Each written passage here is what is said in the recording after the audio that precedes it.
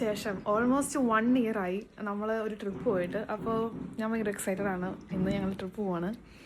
അപ്പോൾ ഇന്നിപ്പോൾ നവംബർ 5-ാം തീയതിയാണ്. നമുക്ക് നാളെ രാവിലെയാണ് ഫ്ലൈറ്റ്. അപ്പോൾ നമ്മൾ നേരത്തെ പോകണം, കാരണം ഇവിടുന്ന് ലണ്ടൻ ഒരു 4 മണിക്കൂറത്തെ ഡ്രൈവ് ഉണ്ട്. അതുകൊണ്ട് നമ്മൾ ഇത്തിരി നേരത്തെ പോവാണ്. അപ്പോൾ ഇതാണ് എൻ്റെ ഔട്ട്ഫിറ്റ്. അങ്ങനെ ബാഗെല്ലാം പാക്ക് ചെയ്ത് വെച്ചിട്ടുണ്ട്. 2 ബാക്ക് പാക്കും പിന്നെ നമുക്ക് ചെക്ക്ഡ് ബാഗേജും കൊണ്ടുപോകാം. അപ്പോൾ അതുകൊണ്ട് അങ്ങനെ very excited to go to Morocco. നമ്മളുടെ ഡെസ്റ്റിനേഷൻ മൊറോക്കോയാണ്. നമ്മൾ ഫ്രണ്ട്സൊക്കെ ഉണ്ട്, ഞങ്ങളുണ്ട്, ഞങ്ങളുടെ ഫ്രണ്ട്സ് ഉണ്ട്. ഞങ്ങൾ മൊത്തം 5 പേരുണ്ട്. അങ്ങനെ അപ്പോൾ ഇനി അടുത്ത വീഡിയോയിൽ കാണാം. ബൈ. അപ്പോൾ ഇവരാണ് നമ്മുടെ ഫ്രണ്ട്സ്. അപ്പോൾ നമ്മൾ 5 പേരാണ്. അങ്ങനെ ഞങ്ങൾ എയർപോർട്ടിൽ ചെന്ന് കാറൊക്കെ പാർക്ക് ചെയ്തു. അപ്പോൾ ഞങ്ങൾ ഓൾറെഡി പാർക്കിംഗ് ടിക്കറ്റ് എടുത്തിട്ടുണ്ടായിരുന്നു. അപ്പോൾ ഗാറ്റ്വിക് എയർപോർട്ടിൽ തന്നെ പാർക്കിങ്ങിന് ലോങ് സ്റ്റേ ഒരു സെക്ഷനുണ്ട്. അവിടെ പോയി നമ്മൾ ഒരു 5 ഡേയ്സിനുള്ള പാർക്കിംഗ് ടിക്കറ്റൊക്കെ ഓൾറെഡി ഓൺലൈൻ പേയ്മെൻറ്റ് ചെയ്ത് ഗാറ്റ്വിക്കിലെത്തി കഴിഞ്ഞിട്ട് അവിടെ ചെന്നപ്പോൾ തന്നെ രാവിലെ കേട്ടോ. എനിക്ക് തോന്നുന്നു രാവിലെ 6 മണിയുടെ ഫ്ലൈറ്റ് ആയിരുന്നു. ഞങ്ങൾ എത്തിയപ്പോഴത്തേക്കും എനിക്ക് തോന്നുന്നു 2 മണി എങ്ങാണ്ടായിരുന്നു. തുറന്നിട്ട് പോലില്ലായിരുന്നു എയർപോർട്ട്. പിന്നെ ഞങ്ങൾ അവിടെ ഒരു വാഷ്റൂമൊക്കെ യൂസ് ചെയ്ത് ഞങ്ങളൊന്ന് ഫ്രഷായി. അപ്പോൾ ഗാറ്റ്വിക്കിട്ട് എയർപോർട്ടിൽ കയറുന്ന ആ എൻട്രൻസിൽ തന്നെ ഇങ്ങനെ ഒരു സംഭവം ഉണ്ട് കേട്ടോ. അപ്പോൾ അത് കൂടെ നമ്മുടെ സ്യൂട്ട് കേസും ബാഗെല്ലാം കയറ്റി വിടണമായിരുന്നു. അങ്ങനെ കുറച്ച് കഴിഞ്ഞ് ഞങ്ങളിങ്ങനെ ഒരു അരമണിക്കൂർ 1 മണിക്കൂറോളം വെയിറ്റ് ചെയ്തു. അപ്പോഴത്തേക്കും അവർ ഓപ്പൺ ചെയ്തു.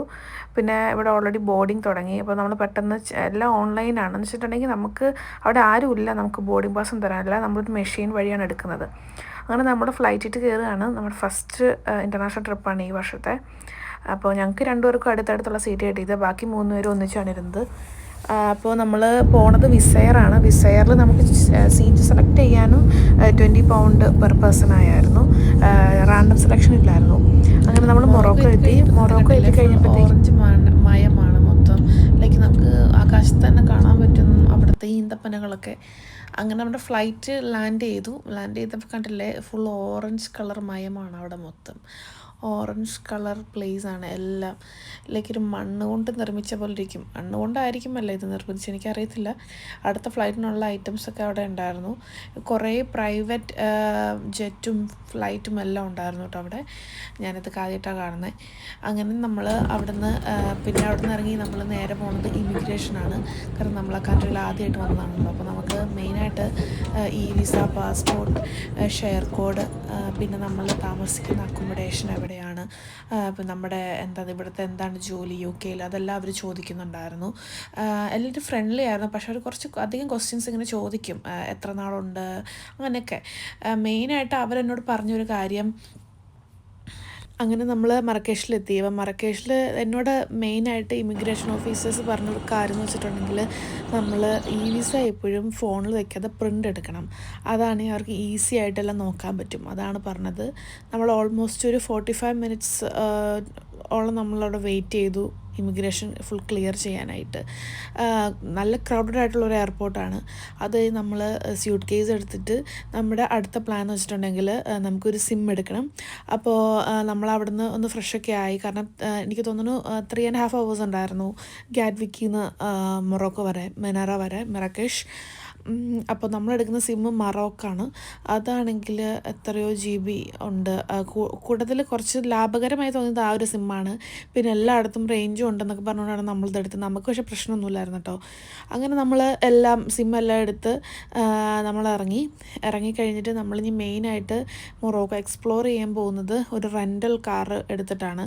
നമുക്കങ്ങനെ ഏജൻസോ അങ്ങനെ ആരുമില്ല, നമ്മൾ തന്നെയാട്ടോ എക്സ്പ്ലോർ ചെയ്യുന്നത്. അപ്പോൾ ഈ ഫ്രണ്ടിൽ കൂടെ ആ ഗ്രീൻ കളർ ഹുഡിയിട്ട് പോകുന്ന അവൻ ഇതിനൊരു മെയിൻ ആളാണ്.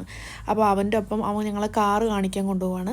അപ്പോൾ കാറ് കാണിക്കാൻ പോണ വഴിക്കാണ് നമ്മുടെ എയർപോർട്ടിൻ്റെ ആ ഒരു ഗ്ലാമർ മനസ്സിലാക്കുന്നത്. എന്ത് ഭംഗിയായിട്ട് അവർ എല്ലാം സെറ്റ് ചെയ്തേക്കണേ അല്ലേ. പിന്നെ ഇവിടുത്തെ ഇംഗ്ലീഷ് നമ്മുടെ UK ഇംഗ്ലീഷ് അല്ലല്ലോ, ഇത് ഇവരുടെ ഇംഗ്ലീഷാണ്. അപ്പോൾ പല വേർഡ്സ് എക്സ്ട്രാ ഉണ്ട് ഇവർക്ക്. പക്ഷേ പ്രൊനൗൺസിയേഷനൊക്കെ ഒരുമാതിരി സെയിമാണ്. അങ്ങനെ അപ്പോൾ ഇത് ഫുൾ കാർ ഇങ്ങനെ റെൻറ്റിന് കൊടുക്കാനുള്ള കാറും പിന്നെ അവിടെ കുറേ കാറൊക്കെ പാർക്ക് ചെയ്തിട്ടുണ്ട്. അപ്പോൾ നമ്മളങ്ങനെ ലാസ്റ്റ് ഇങ്ങനെ ബാർഗെയിൻ ചെയ്ത് അപ്പോൾ അവരിങ്ങനെ ബാർഗെയിൻ ചെയ്യുന്നത്, ഞങ്ങളിങ്ങനെ അടുത്തുള്ള പ്രകൃതി ഭംഗിയൊക്കെ നോക്കിയിരിക്കുന്നത്. എന്ത് ട്രീ ആണെന്നറിയില്ല, ഒലിവാന്ന് തോന്നുന്നു കേട്ടോ. അങ്ങനെ ഞങ്ങൾ കാർ സെലക്ട് ചെയ്തു. ഞങ്ങളുടെ കാർ ഇതാട്ടോ. നമ്മൾ 5 പേരുള്ളതുകൊണ്ട് നമുക്ക് 5 പേർക്ക് ഇരിക്കാൻ പറ്റിയ ലെഗ് സ്പേസ് ഒക്കെ ഉള്ളൊരു കാറാണ് എടുത്തത്. ഞങ്ങളുടെ കയ്യിൽ ഫണ്ട് കഴിയാത്തതുകൊണ്ട് ഞങ്ങൾ വീണ്ടും എടുക്കാൻ പോയിക്കുവാണ്. കാരണം നമുക്കിവിടെ കാറിന് 2000 മൊറോക്കൻ ദിർഹം ആയിരുന്നു. അപ്പോൾ ഇവർ കാൽക്കുലേറ്റ് ചെയ്യണത് യൂറോസും പൗണ്ടും വെച്ചിട്ടാണ്. അപ്പോൾ നമ്മളെപ്പോഴും സൂക്ഷിക്കണം ഏതാ അവർ ചോദിക്കണേന്ന്. കാരണം ആദ്യം അവർ യൂറോ വെച്ച് കാൽക്കുലേറ്റ് ചെയ്തു, എഗ്രിമെൻറ്റ് ചെയ്ത് കഴിഞ്ഞപ്പോൾ പൗണ്ട് വെച്ച് കാൽക്കുലേറ്റ് ചെയ്തു. ഇനി 2000 കിട്ടി ഞങ്ങൾക്ക്. 5 ഡേയ്സാണ് കാറ്. സ്പേഷ്യസ് കാറാണ്, ഹ്യൂഡേൻ്റെ കാറാണ്. അങ്ങനെ നമ്മൾ എല്ലാം കഴിഞ്ഞ് നമ്മൾ മൊറക്കേഷിലോട്ട് ഇറങ്ങുകയാണ്. അപ്പോൾ ഓൾറെഡി തന്നെ നമ്മൾ രാവിലെ തലേദിവസം തന്നെ നമ്മൾ വീട്ടിൽ നിന്ന് ഇറങ്ങി. അതിരാവിലെ ലണ്ടനിൽ നിന്നും കയറിയതാണല്ലോ. അപ്പോൾ നമ്മൾ ഫുഡ് അങ്ങനെ കഴിച്ചിട്ടില്ലായിരുന്നു. അപ്പോൾ നമ്മൾ വിചാരിച്ചു നമുക്ക് നല്ല റെസ്റ്റോറൻറ്റ് കയറാം. അപ്പോൾ ഈ റെസ്റ്റോറൻറ്റ് ഒരു കഫേ, അപ്പോൾ നമ്മൾ ഉദ്ദേശിക്കുന്ന ഫുഡൊന്നുമില്ല. അങ്ങനെ ഞങ്ങൾ കുറേ പോകണം. അപ്പോൾ നമ്മുടെ ഫസ്റ്റ് ഡെസ്റ്റിനേഷൻ കാസാബ്ലാങ്കയാണ്. അപ്പോൾ ഞങ്ങൾ നേരെ മറക്കേഷിൽ നിന്ന് കാസാബ്ലാങ്കയാണ് പോകുന്നത്. ഞങ്ങൾ മറക്കേഷ് എക്സ്പ്ലോർ ചെയ്യണ ലാസ്റ്റ് 2 ഡേയ്സാണ്. അപ്പം ഞങ്ങൾ കാസാബ്ലാങ്കയായിട്ട് പോണ വഴിക്ക് കുറേ റെസ്റ്റോറൻറ്റ്സും കാര്യങ്ങളൊക്കെ ഉണ്ട് കേട്ടോ. അപ്പോൾ ഇതാണ് അവിടുത്തെ ആ ഒരു ആർക്കിടെക്ചറും ബിൽഡിങ്ങും കാര്യങ്ങളൊക്കെ. അപ്പോഴാണ് അതേ കുതിരവണ്ടി പോകുന്നത് കണ്ട്. എന്തായാലും നമ്മൾ കുതിരവണ്ടിയിൽ കയറും. ഇതാണ് അവിടുത്തെ ടാക്സി, യെല്ലോ കളർ ടാക്സി ആട്ടോ ഇവിടെ. ഇത് മറക്കേഷിലാണ് യെല്ലോ കളർ ടാക്സി. അപ്പോൾ നമ്മൾ ലാസ്റ്റ് ഒരു ചെറിയൊരു സ്ട്രീറ്റ് ഫുഡ് ലൈക്ക് അങ്ങനെ വലിയ സെറ്റപ്പായിട്ടുള്ള റെസ്റ്റോറൻ്റ് അല്ല, ഒരു വഴിയോരക്കട പോലൊരു കടയിലാണ് നമ്മൾ കയറി ആദ്യം. അത് നമുക്ക് വിശപ്പ് സഹിക്കാൻ വയ്യാഞ്ഞിട്ട് നമ്മളവിടെ കയറിയതാട്ടോ. അങ്ങനെ അവർ ഫുഡ് കാണിച്ചത് എന്തൊക്കെ ഫുഡാണ്, അവരുടെ കുറേ ട്രഡീഷണൽ ഫുഡ്, മൊറോക്കൻ ട്രഡീഷണൽ ഫുഡും കാര്യങ്ങളൊക്കെ അവർ കാണിച്ചത്. ഞങ്ങളതൊക്കെ ഓർഡർ ചെയ്തു. ഇതെന്ന് വെച്ചിട്ടുണ്ടെങ്കിൽ നമ്മുടെ ചിക്കൻ ഉണ്ട്, ലാമ്പ് വരുന്നുണ്ട്, ബീഫ് വരുന്നുണ്ട്. അതിന് മേളിൽ അവർ കുറച്ച് പൊട്ടറ്റോസ്, ക്യാരറ്റ്സ് അങ്ങനെ കുറേ സാധനങ്ങളൊക്കെ വെച്ച് അറേഞ്ച് ചെയ്ത്, പിന്നെ ഒരു സ്ലോ കുക്ക് ചെയ്യുകയാണ്. 6 hour 12 hours സ്ലോ കുക്ക് ചെയ്തെടുക്കുന്ന മീറ്റാണ്. കുഴപ്പമില്ലായിരുന്നു, എനിക്ക് ഇഷ്ടപ്പെട്ടു. അത്ര വലിയ ഫ്ലേവറൊന്നും പറയാമല്ലോ, എന്നാലും വിശപ്പ് കൊണ്ട് ഞങ്ങളെല്ലാം കഴിച്ചു. അപ്പോൾ നമുക്ക് മറക്കേഷിൽ നിന്ന് കസാബ്ലാങ്കയിലേക്ക് 3 hours ഉണ്ടായിരുന്നു. അപ്പോൾ നമ്മൾ 3 hours സ്ട്രെയിറ്റ് ഡ്രൈവായിരുന്നു. അങ്ങനെ ആ പോണ വഴിക്ക് കാണുന്ന എന്താ പറയുക, മരുഭൂമിയുടെ നടുക്കിൽ കൂടെയാണ് നമ്മൾ പോകുന്നത്. അപ്പോൾ അവിടെ കാണുന്ന ഓരോ വീടും അവരുടെ കൃഷിയും കാര്യങ്ങളും, പിന്നെ വലിയ മലകൾ, അതിൻ്റെയൊക്കെ ജസ്റ്റ് മുമ്പ് ഞാൻ വീഡിയോ എടുത്തു. അങ്ങനെ നമ്മൾ ഡ്രൈവ് ചെയ്ത് നമ്മൾ കാസാബ്ലാങ്കയായിട്ട് കയറുകയാണ്.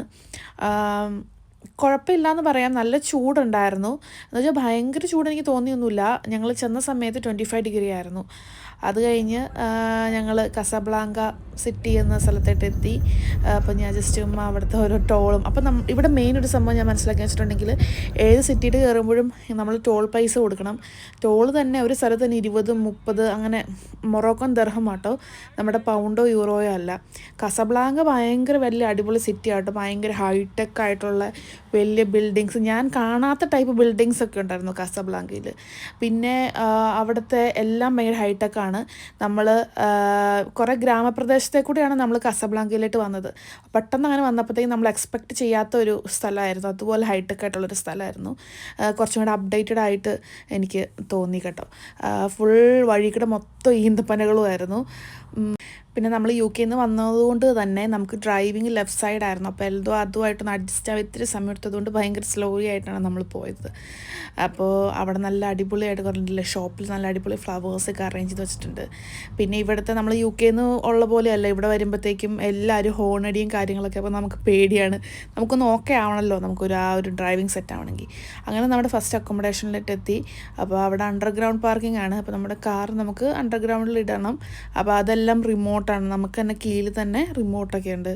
അപ്പോൾ നമ്മളങ്ങനെ കാറൊക്കെ കൊണ്ടുപോയിട്ടു.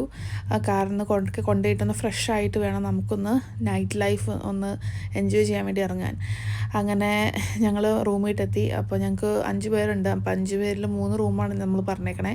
3 റൂം, പിന്നെ വലിയൊരു ലൈക്ക് ഒരു ഫ്ലാറ്റ് പോലെയാണ് കേട്ടോ. നല്ല അടിപൊളിയായിട്ട് അറേഞ്ച് ചെയ്തിട്ടുണ്ട്, നമുക്ക് ഇഷ്ടപ്പെട്ടു.